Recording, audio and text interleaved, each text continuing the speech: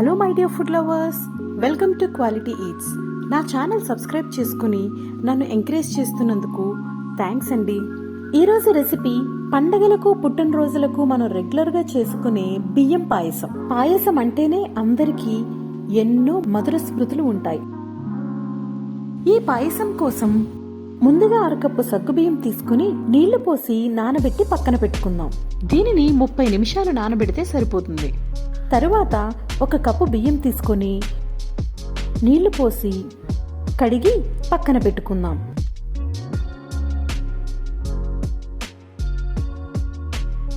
ఇప్పుడు పాన్లో 2 table spoon నెయ్యి వేసుకుని నెయ్యి వేడెక్కిన తరువాత 1/2 కప్పు జీడిపప్పు, 1/2 కప్పు బాదం పప్పు వేసి కొద్దిగా వేయించి తరువాత కొద్దిగా కిస్మిస్ వేసి వేయించుకుందాం. డ్రై ఫ్రూట్స్ మన ఇష్టాన్ని బట్టి ఎంతైనా వేసుకోవచ్చు. ఒక మందపాటి గిన్నెలో 6 కప్పులు పాలు పోసుకొని మరగనిద్దాం. పాలు బాగా మరిగిన తరువాత కడిగి పెట్టుకున్న బియ్యం పోసి కొద్దిగా కలిపి ఉడకనిద్దాం. అడుగు పట్టకుండా మధ్య మధ్యలో కలుపుతూ ఉండాలి. బియ్యం 70% ఉడికిన తరువాత నానబెట్టుకున్న సగ్గుబియ్యం కూడా వేసుకుందాం. ఈజీగా ఈ రెసిపీ అవ్వాలంటే రైస్ని కుక్కర్లో పెట్టుకుని వండిన తర్వాత వేసుకోవచ్చు.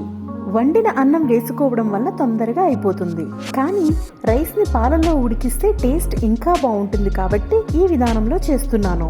దీనిలో 1/2 టేబుల్ స్పూన్ యాలకుల పొడి వేసి కలుపుకొని పాయసం ఉడికిన తర్వాత స్టవ్ ఆఫ్ చేసే ముందు 1 కప్పు బెల్లం వేసి బాగా కలుపుకుందాం. బెల్లం లాస్ట్లో వేసుకోవడం వలన పాలు విరగకుండా ఉంటాయి. టేస్ట్ ని బ్యాలెన్స్ చేయడం కోసం చిటికెడు ఉప్పు వేసి వేయించి పెట్టుకున్న డ్రై ఫ్రూట్స్ వేసుకుని కలుపుకుందాం. వేడిగా అయినా చల్లగా అయినా సరే తినడానికి చాలా రుచిగా ఉంటుంది ఈ పాయసం. పాయసం పంచదారతో కూడా చేసుకోవచ్చు, కానీ బెల్లం ఇంకా రుచిగా చాలా ఆరోగ్యవంతమైనది. ప్రసాదంగా అయినా పిల్లలకు సడన్ గా స్వీట్ చేసి పెట్టాలి అంటే ఇన్స్టెంట్ గా చేసే healthy recipe. Thank you for watching.